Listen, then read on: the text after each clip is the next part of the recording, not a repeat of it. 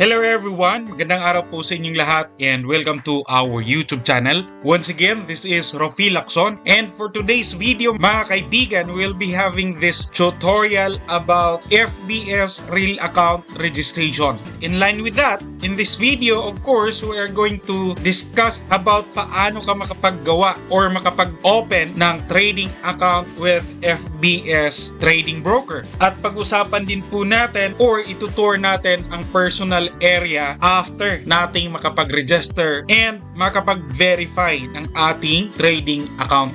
So without any further ado, let's proceed. To start the registration process, maglalagay po ako ng link sa description ng video natin gaya po nito. You can simply visit the description section of this video like this one, then you can click it and you will be directly routed to the sign up page gaya po ng nasa screen natin. If you are using your mobile phone, you don't need to worry dahil ang mga kukunin sa atin na details and information ay pareho lang as we use desktop. So ngayon, ang gagawin lang po natin is ilalagay ang ating email. And you make it sure na ang email na gagamitin mo ay active upang makapag-receive ng mga notifications and other emails from FBS. Then our full name.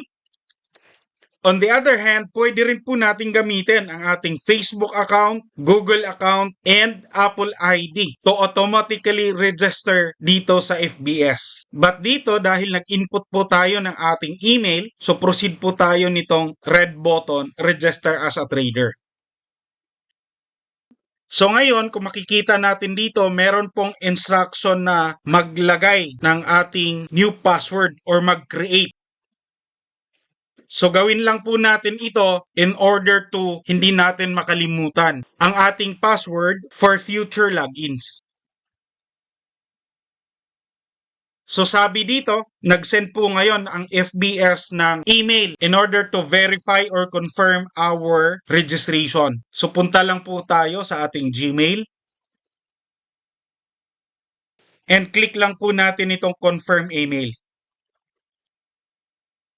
And click po na itong proceed button. So right now, nandito po tayo for another step. And may naka-default po dito, like itong trading platform. So for me, I choose MetaTrader 5. Of course, the account currency is USD and the leverage is 1:500. At pwede naman po natin itong baguhin the moment na kapag open na tayo ng trading account. So click po natin ito, open an account button. So right now mga kaibigan, nandito po tayo sa final step ng ating pag-create ng trading account with this broker, which is ang full verification. So may dalawang option po dito. Merong express verification, which is allowed na po tayo ng live trading, deposits and withdrawal up to $2,000.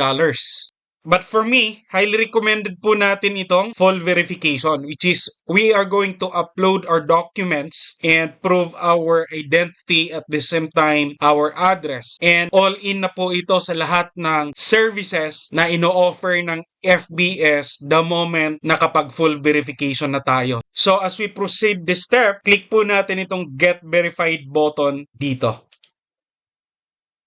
Of course, we are from the Philippines, kaya click po natin itong non-US resident. And then, proceed po tayo sa agree and continue.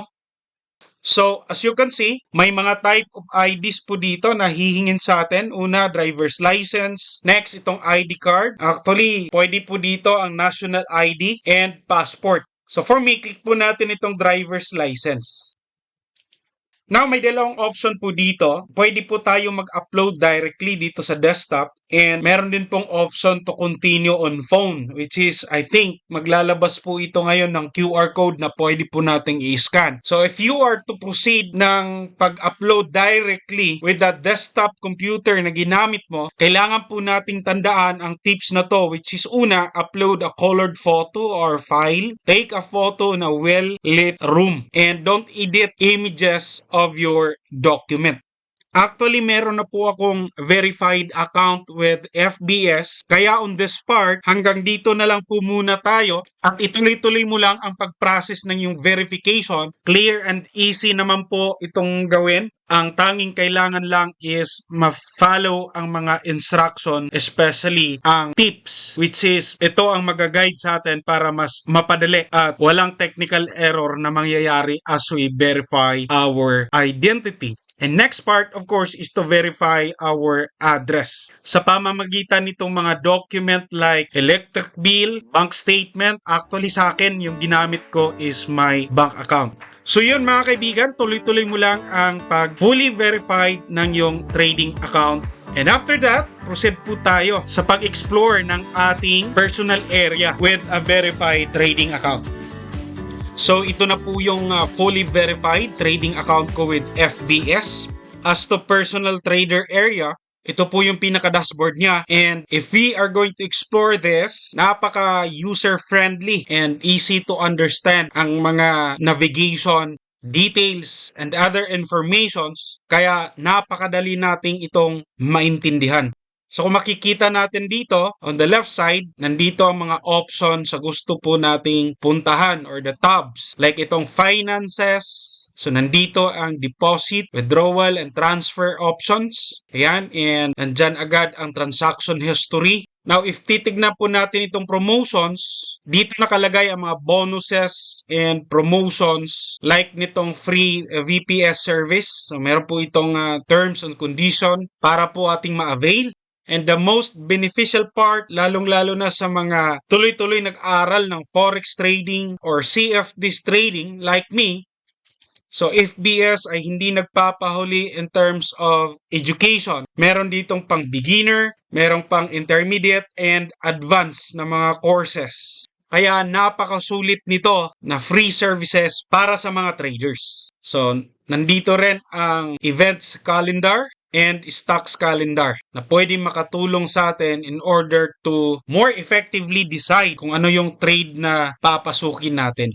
Nandito rin po yung help center kung meron tayong mga concern with FBS trading accounts and executions natin. So ito yung profile settings area and nandito na rin po yung partner area kung gusto mong magiging affiliate at mag-promote ng FBS. At kung gusto mong makontak ang customer service, so meron pong button dito for direct communication or para makapag-chat ka with your concern with FBS customer support. So ito po yung green button dito ang i-click natin. Now, kung gusto mong makita ang iyong mga trading accounts at nagbabalak kang magdagdag pa ng another trading account, click lang po natin ito. Dito mo makikita, halimbawa sa akin, ito yung real trading account ko which is standard. Nandito rin po ang demo account. In terms naman sa pag-add ng another trading account, click lang po natin itong add new account. Kung gusto na po nating mag-deposit, click lang po natin itong deposit button dito. And if meron tayong profits or balance na gusto nating i-withdraw, of course, nandito rin ang withdraw button. And to further our discussion about this FBS trading platform, click po natin itong trade. Right here, makikita natin ang option wherein pwede po tayo mag-trade through mobile app. So, scan lang po natin ang QR code na to with our mobile phone. And meron din go to web terminal. And pwede rin po nating i-download ang MetaTrader to our desktop. And ito po yung button na i-click natin. That's all lang po muna for this video mga kaibigan. And I hope ang ating content ay somehow nakatulong sa'yo. Thank you for watching and consider to subscribe to our channel. Good luck with your trading journey.